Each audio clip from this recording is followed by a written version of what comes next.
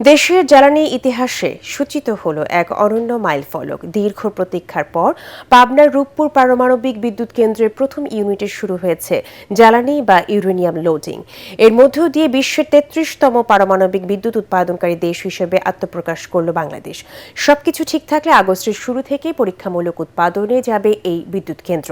উদ্বোধনী অনুষ্ঠানে বিজ্ঞান ও প্রযুক্তি মন্ত্রী বলেন, ১৯৯৫ সালে তৎকালীন প্রধানমন্ত্রী বেগম খালেদা জিয়া রূপপুর পারমাণবিক প্রকল্প বাস্তবায়নের নীতিগত সিদ্ধান্ত নেন।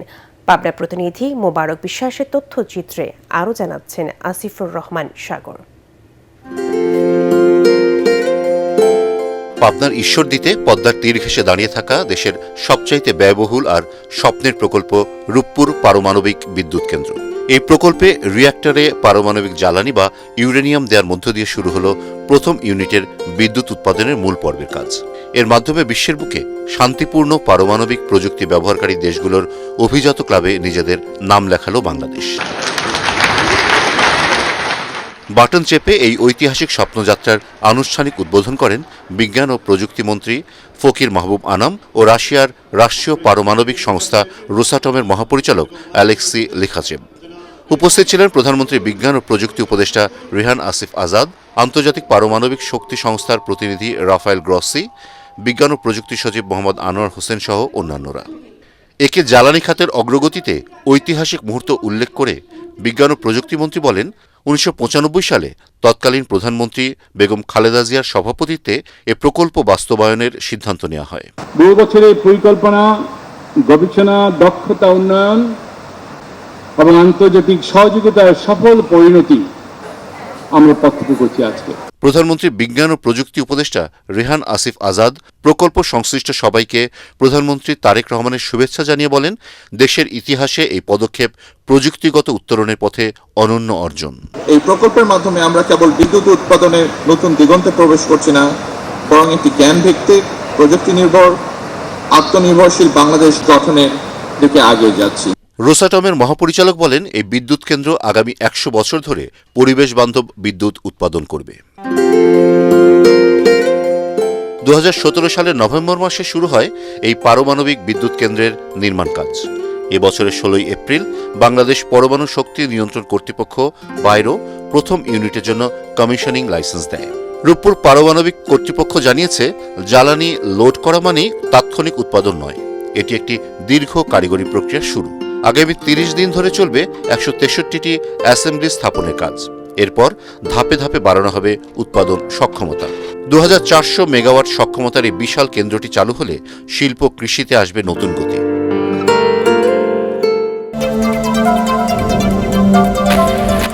প্রধানমন্ত্রী তারেক রহমানের সঙ্গে সৌজন্য সাক্ষাৎ করেছেন রাশিয়ার পরমাণু শক্তি সংস্থা রোসাটমের মহাপরিচালক অ্যালেক্সি লিখাচেভ। সকালে সচিবালয়ে প্রধানমন্ত্রীর দপ্তরে এই বৈঠকে বাংলাদেশের জ্বালানি নিরাপত্তা এবং পারমাণবিক বিদ্যুৎ কেন্দ্রের অগ্রগতি নিয়ে আলোচনা হয়। এ সময় উপস্থিত ছিলেন পররাষ্ট্রমন্ত্রী ডক্টর খলিলুর রহমান, বিজ্ঞান ও প্রযুক্তি মন্ত্রী ফকির মাহবুব আনাম স্বপন এবং উপদেষ্টা রেহান আসিফ আসাদ। বৈঠকে ঢাকায় নিযুক্ত রাশিয়ার রাষ্ট্রদূতও অংশ নেন। এ সময় দুপক্ষই দ্বিপাক্ষিক সহযোগিতা জোরদারেও একমত পোষণ করে। এদিকে দুপুরে তারেক রহমানের সঙ্গে সাক্ষাৎ করেন সেভরন কর্পোরেশনের একটি প্রতিনিধি দল। মন্ত্রিপরিষদ বিভাগে প্রধানমন্ত্রী দপ্তরে এই বৈঠকে উপস্থিত ছিলেন প্রতিষ্ঠানটির ঊর্ধ্বতন কর্মকর্তা ছাড়াও জ্বালানি ও খনিজ সম্পদ মন্ত্রণালয়ের মন্ত্রী এবং প্রতিমন্ত্রী। বাংলাদেশের সঙ্গে যুক্তরাষ্ট্রের বাণিজ্য চুক্তিতে কোনো গোপনীয় কিছু নেই বলে জানিয়েছেন ঢাকায় নিযুক্ত মার্কিন রাষ্ট্রদূত ব্রেন্ট ডি ক্রিস্টেনসেন। রাজধানীতে এক অনুষ্ঠানে তিনি বলেন, এই চুক্তির ফলে দুই দেশের বাণিজ্যিক সম্পর্ক অনন্য উচ্চতায় পৌঁছেছে। এদিকে রাজধানীতে আরেক অনুষ্ঠানে British high commissioner Sarah Cook বলেছেন, ব্রিটেনের বাজারে বাংলাদেশি তৈরি পোশাকের জন্য কোটা ফ্রি সুবিধা আগের মতোই বহাল থাকবে। ইমদাদুল্লাহ বাবুর রিপোর্ট। যুক্তরাজ্যের হাইকমিশনার সারা কুকের সাথে এই মত বিনিময় সভার আয়োজন করে কূটনৈতিক সাংবাদিকদের সংগঠন ডিক্যাব। এতে বাংলাদেশ ও যুক্তরাষ্ট্রের দ্বিপাক্ষিক সম্পর্ক, ব্যবসা ও বিনিয়োগ সহ নানা বিষয়ে আলোচনা করেন সারা কুক। তিনি বলেন, বাংলাদেশের সাথে দ্বিপাক্ষিক সহযোগিতা বাড়াতে ব্রিটেন সব সময় আগ্রহী। বাংলাদেশ থেকে পাচার হওয়া অর্থ ফেরাতে যুক্তরাজ্য সহযোগিতা করবে বলেও আশ্বাস দেন এই কূটনীতিক। প্রতিশ্রুতি দেন অব্যাহত থাকবে প্রতিরক্ষা ও নিরাপত্তা খাতে প্রশিক্ষণ সহ বহুমুখী সহায়তা। Bangladesh currently benefits from duty-free access to the UK market on 99.8% of product lines. Following graduation, there will be a 3-year transition period, after which 92% of product lines, including ready-made garments, will remain duty-free and have duty-free access to the UK market. এদিকে American chamber of commerce আয়োজিত যুক্তরাষ্ট্র ও বাংলাদেশ অর্থনৈতিক অংশীদারিত্বের অগ্রগতি শীর্ষক অনুষ্ঠানে ঢাকায় নিযুক্ত মার্কিন রাষ্ট্রদূত বলেন, দুই দেশের ব্যবসা এখন আগের চেয়ে অনেক সমৃদ্ধ। ব্যবসা সংক্রান্ত রেসিপ্রোকাল চুক্তিটির ফলে বাংলাদেশি পণ্যের ওপর যুক্তরাষ্ট্রের শুল্ক ৩৫% থেকে কমে ১৯% নেমে এসেছে। তার মতে কৃষিপণ্য, গম, সয়াবিন, তুলা, ভুট্টা এবং জ্বালানি খাতে বড় ধরনের সহযোগিতা করবে চুক্তিটি। The ART also commits Bangladesh to $15 billion in energy purchases over the next 15 years. Given the role of the United States as one of the largest and most reliable suppliers of energy in the world, this seems like a commitment that will easily be surpassed by market forces alone, while improving availability of energy across Bangladesh. বাংলাদেশে ব্যবসার পরিবেশ কঠিন মন্তব্য করে এটি সংস্কারের তাগিদ দেন ব্রেন্ট Christensen. সরকার সবাইকে নিয়ে ন্যায়ভিত্তিক মানবিক রাষ্ট্র গড়ে তুলতে চায়, যেখানে ন্যায় বিচারই হবে শেষ কথা। জাতীয় আইনগত সহায়তা দিবস উপলক্ষে রাজধানীতে আয়োজিত অনুষ্ঠানে এসব কথা বলেন প্রধানমন্ত্রী তারেক রহমান। ফ্যাসিবাদী শাসনের অবসান শেষে জনগণ গণতন্ত্রের পথে হাঁটতে শুরু করেছে জানিয়ে তিনি বলেন, গণতন্ত্রকে সুসংহত করতে আইনের শাসন ও ন্যায় বিচার প্রতিষ্ঠার বিকল্প নেই। প্রধানমন্ত্রী বলেন, অসহায় দরিদ্র মানুষের অর্থের অভাবে ন্যায় বিচার থেকে বঞ্চিত হবে না তা নিশ্চিত করাই সরকারের লক্ষ্য। বিস্তারিত জানাচ্ছেন মইনুল হাসান। জাতীয় আইনগত সহায়তা দিবস উপলক্ষে আয়োজিত অনুষ্ঠানে যোগ দেন প্রধানমন্ত্রী তারেক রহমান। অনুষ্ঠানে জুলাই গণঅভ্যুত্থানে আহত শহীদ পরিবারের সদস্য, শেখ হাসিনার স্বৈরশাসন বিরোধী আন্দোলনে গুম, নির্যাতনের শিকার এবং আদালতে ন্যায় বিচার চাইতে গিয়ে ভোগান্তির শিকার বেশ কয়েকজন ব্যক্তি বক্তব্য রাখেন। কে আমাকে গুলি করলো আমি স্পেসিফিক দেখার পরেও, সেই নামগুলো দেওয়ার পরেও সেই মামলার তদন্ত আজকে হচ্ছে না। শাহবাগে শহীদ আবু সাইদ কনভেনশন সেন্টারে অনুষ্ঠানে বক্তব্যের শুরুতেই 111 সরকারের সময় নিজের 1.5 বছরের কারাবাসের অভিজ্ঞতা তুলে ধরেন প্রধানমন্ত্রী তারেক রহমান। রাজনৈতিক প্রতিহিংসার শিকার হয়ে আমাকেও দীর্ঘদিন কারাগারে থাকতে হয়েছে। তখন আমি নিজে কারাগারে এমন অনেককে দেখেছি যারা আর্থিকভাবে অসচ্ছল হওয়ার কারণে বছরের পর বছর ধরে বিনা বিচারে কারাগারে থাকতে বাধ্য হচ্ছেন বা হয়েছেন। একজন মানুষ অর্থের অভাবে ন্যায় বিচার থেকে বঞ্চিত হওয়া একটি গণতান্ত্রিক রাষ্ট্রের কাম্য নয়। অবশ্যই প্রধানমন্ত্রী বলেন, জুলাই গণঅভ্যুত্থানে ফ্যাসিবাদের অবসান হয়েছে। এখন জনগণের কাঙ্ক্ষিত গণতান্ত্রিক বৈষম্যহীন দেশ গড়ে তুলতে সব ক্ষেত্রে আইনের শাসন, ন্যায় বিচার প্রতিষ্ঠা করতে হবে। আমরা বিশ্বাস করি যে রাষ্ট্রে আইনের শাসন, ন্যায় বিচার এবং মানবাধিকার নেই, সেই দেশ কখনোই একটি গণতান্ত্রিক মানবিক রাষ্ট্র হতে পারে না বা হয়ে উঠতে পারে না।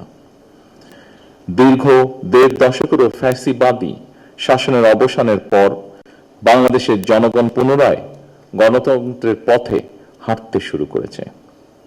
এই গণতান্ত্রিক যাত্রা সুসংহত করতে রাষ্ট্রে ন্যায়ের শাসন প্রতিষ্ঠার বিকল্প নেই, আর এই ন্যায় বিচার সবার জন্যই প্রযোজ্য। আদালতের বাইরে বিরোধ নিষ্পত্তি সহ অসহায় দরিদ্র মানুষের ন্যায় বিচার পাওয়ার অধিকার নিশ্চিত করতে সরকারের নেয়া নানা উদ্যোগের কথা তুলে ধরেন প্রধানমন্ত্রী।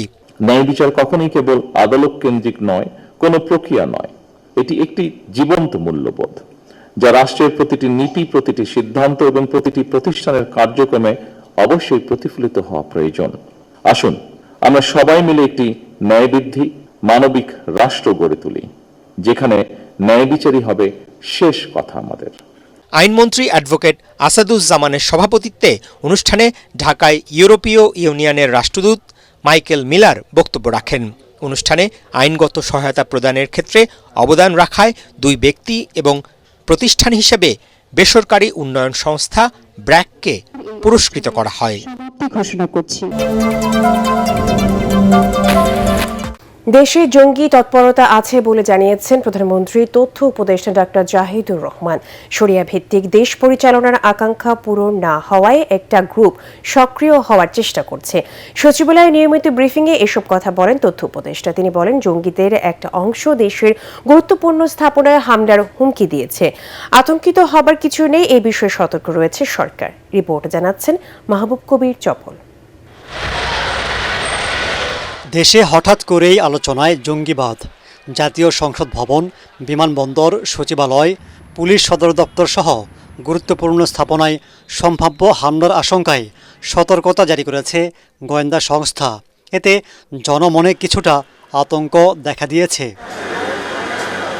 জঙ্গি হামলার বিষয়টি প্রকৃত নাকি ধারণাসূচক এমন প্রশ্ন করা হয় প্রধানমন্ত্রীর তথ্য উপদেষ্টা ডাক্তার জাহিদুর রহমানকে। তিনি জানান, দেশে জঙ্গি আছে। শরিয়া ভিত্তিক দেশ পরিচালনার আকাঙ্ক্ষা থেকে একটি গোষ্ঠী এসব কাজ করতে পারে। বাংলাদেশে জঙ্গি আছে, কিন্তু এখানে দুটো এক্সট্রিম আছে। আমি দুটো এক্সট্রিমের কথা বলি। আগের সরকারের সময়, মানে আমি ইন্টারিম কথা বলছি না, তার আগের সরকারের সময় জঙ্গি সমস্যাকে যেই স্কেলে দেখানো হয়েছে, এটা তাদের ক্ষমতা থাকার একটা ন্যারেটিভ হিসেবে তারা ব্যবহার করেছিলেন যে বাংলাদেশে জঙ্গি আছে, জঙ্গিরা সব দখল করবে, সুতরাং আমি নির্বাচন করলাম কিনা দেখার দরকার নেই, আমাকে ক্ষমতায় রাখো। পরবর্তীতে যে সরকারের সময়, ইন্টারিমের সময় এই আলাপ কেউ কেউ করার চেষ্টা করেছে যে বাংলাদেশে কোনো জঙ্গি নেই। এটাও আরেকটা এক্সট্রিম, এটাও ভুল কথা। কারো কারো স্বপ্ন ছিল এখানে এক ধরনের বিশেষ শরিয়া ভিত্তিক রাষ্ট্র কায়েম করবেন। শেষ পর্যন্ত সেটা না হয়ে যেহেতু বাংলাদেশ একটা উদার গণতান্ত্রিক পথে গেছে, সেটা কারো কারো ভালো নাও লাগতে পারে। মেবি, এটা আমি একটা অনুমান করছি বিশ্লেষক হিসেবে। জি হ্যাঁ, দেশের ভেতরে আছে এবং তাদেরকে পেট্রোনাইজ করার মতো মানুষ বাইরেও থাকতে পারে। তিনি বলেন, আওয়ামী লীগের সময় জঙ্গিবাদের অভিযোগে মামলা, সাজা কিংবা মৃত্যুদণ্ড হয়েছিল অনেকের। তাদের কেউ কেউ অন্তর্বর্তী সরকারের সময় জামিনে মুক্ত হন। তারা যদি পুনরায় একই কাজে জড়িয়ে পড়েন, তাহলে তাদের জামিন বাতিলের উদ্যোগ নেবে সরকার। যারা জামিন পেয়েছেন, যারা অভিযুক্ত ছিলেন, তারা একই ধরনের কর্মকাণ্ডে জড়িত আছেন কিনা, সেই ক্ষেত্রে তাদের জামিন বাতিল হতেই পারে। জনগণকে এটুকু বলতে চাই, এই ঝুঁকি এমন না যে এটার জন্য ভয় পেতে হবে। কিন্তু সেই পুরনো কথা, আমরা যদি কোনো একটা সংকটকে বা ডিজিজকে স্বীকার না করি, এটা চিকিৎসা হবে না। সো ইটস দেয়ার, আমরা এটাকে একেবারে শূন্যের কোঠায় নামিয়ে আনার চেষ্টা করি। প্রধানমন্ত্রীর তথ্য উপদেষ্টা আরও জানান, দেশে জ্বালানি তেলের ভোগান্তি কমতে শুরু করেছে। মজুদ আছে প্রায় 2.5 লাখ টন, আসছে আরও 2 লাখ টন। মজুদের ব্যাপারে কোনো সংকট নেই এবং আমি অলরেডি বলেছি, আমাদের পাম্পে যে ভিড় ছিল সেটা যথেষ্ট কমে গেছে। আমরা